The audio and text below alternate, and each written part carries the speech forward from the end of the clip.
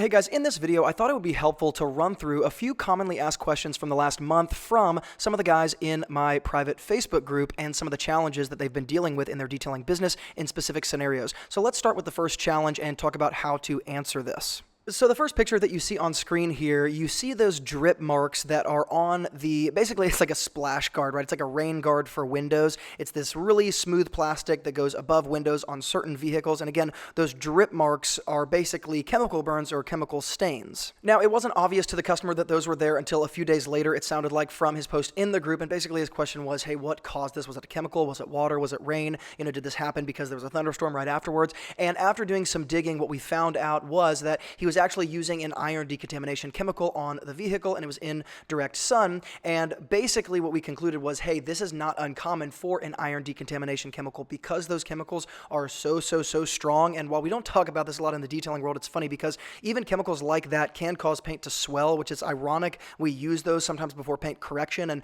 nobody really says that about those chemicals, but it is true. They're extremely strong, and in some ways you might, wonder, is this damaging the clear coat before I even start working on the clear coat? But my point is that is what happened. That chemical kind of dried a little bit on those smooth plastic pieces, and then you get that really clear chemical stain dripping left over. So rule number 1, try not to use iron decontamination chemicals in direct sun. Rule number 2, if you do, always keep them really wet. And rule number 3, I would actually dilute it if I could in direct sun so that you can avoid just kind of how caustic and how strong it is on those pieces, and try to avoid spraying it on those pieces, though it's not always totally possible. If a car has a lot of smooth black plastic trim and the car is relatively old, that is something I would be hyper aware of. You can get plastic like that still oxidizing, and you're always going to get some sort of chemical stain if you use it on an oxidized piece of plastic like that, like those rain guards often become over time. It's not uncommon, and it's kind of one of those things that unless you've detailed a bunch of cars and you've seen this happen once or twice, you don't really understand what's going on. Now, the next picture you see on screen is of a bus, and it belonged to like some sort of church or school or something like that, and basically they contacted one of the students in the program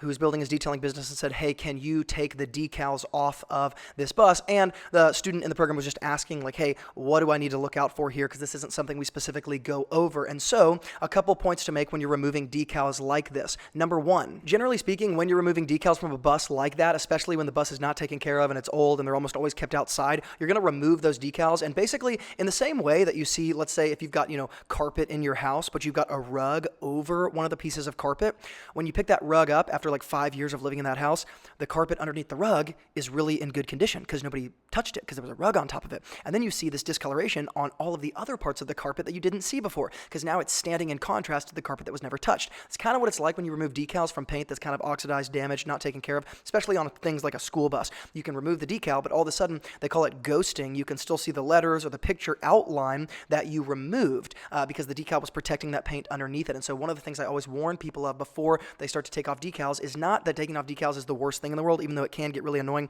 especially if the decals are starting to oxidize, break down, tear. It's just going to take a lot of elbow grease, and you can basically feel like you pull the fingerprints off of the tips of your fingers because you can't really wear gloves when you're doing it because you got to get a good grip. And in addition to that, when you have a glove on, you can't really pull off the sticky part because it's like sticking to the glove. So you got to have one hand that's like glove free in order to do this, and it just becomes a nightmare. But the second thing to highlight here is just that if you don't warn the person where you're removing the decals before you start, hey, this is what tends to happen on vehicles like this where the paint is not necessarily maintained on a regular basis. You're going to see ghosting, all that sort of stuff. And most of the time, we can pretty much correct it 100% with paint correction or some simple polishing. But I will go as far to say that even if you do polish some of these school buses, they're so oxidized that using your classic DA with your classic kind of clear coat polishing approach, it's not going to be enough to remove the ghosting entirely. So depending on where you're at in your business, this might be something you want to avoid entirely, but it's just something to understand. Now, this next picture is one of my favorites from the last 2 weeks because it's actually relatively common for detailers. And if you, again, haven't dealt with a lot of paint, it's just something you don't totally recognize at first. Basically, the question is, hey, can I fix this with paint correction or polishing? And immediately tons of guys in the groups responded just with the simple answer, no, this is clear coat failure. But it's actually kind of a specific type of clear coat failure. Sometimes clear coat failure is really obvious because you're like, oh, it's flaking off the paint. Like you can see it's like scaling off like a leper's skin, right? That's clear coat failure. But this is more like you almost like sandblast blasted the paint, and it's a little gritty. It's truly kind of like sandpaper, and often this is like an extreme form of oxidation, but you don't have the flaking off of the clear coat, and this, in my experience, most of the times happens because of heat and sun damage. Now, this type of texture or phenomenon can happen on any area of the paint, but most of the time it's going to be reserved for the roof and the hood. A lot of times you'll see it on the hood because engines naturally heat up the hood of a car, and old school like 4Runners, this is actually pretty common. Land Cruisers have it as well, like pre-2005, 2006, and if they're not maintained, you'll see that heat from the engine, not to mention the heat from the sun just being outside, it starts to basically displace the layers of paint, let's just call it, but over time you get this really, again, like not chicken scratch, but like let's just call it sandpaper, I guess, texture on the hood, and it's really more specifically like heat damage. It's not just from excessive oxidation. It's not your classic clear coat failure where it's flaking off. It's really heat damage, and you'll find it on the roof as well, because a lot of times when when cars particularly sit under trees and they're kept outside and they're really hot like that, you get that naturally occurring that sandpaper appearance there, and you can't fix it with paint correction. It's going to have to be sanded off and repainted entirely. Now, the final picture I wanted to show was somebody in the group saying, hey, I just did some paint correction polishing here, and look at the scratches to the left of this headlight. Are they too deep to polish out? Because I've already polished it, and yet they're still there. I want you guys to look at this, because this is one of my favorite examples to the limitations of paint correction and polishing in this particular part of the detailing world. You can see how straight those scratches are, and you can also see that in the middle of those scratches, the color really doesn't match the paint, right? It's an indication, number one,